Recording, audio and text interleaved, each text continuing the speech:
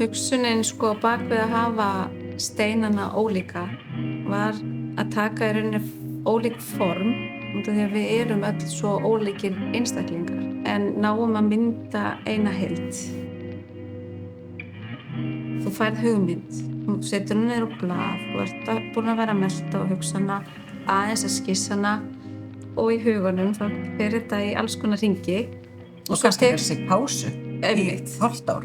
Já, einmitt. Og svo tekur þetta upp aftur og svo sestu við vinnuborðið og þá tekur það allt annað hring og mögulega kannski bara í hináttina. Já, og þegar maður er komin í þennan ham þá einhvern veginn er maður bara fastur í þessu og maður verður bara að klára og þá einhvern veginn fer maður í geggjaðan gír og það er ekkert sem að fær maður stoppað. Við hönnum slaufuna 2016 og hönnum hana svo aftur núna 2023.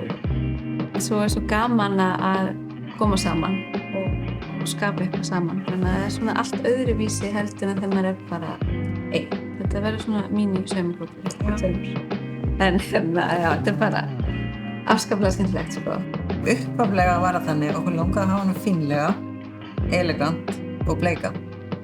Vildum hafa hana með miklum bleikum steinum og leið og svo hugmynd kom þá fór þetta bara að smetla.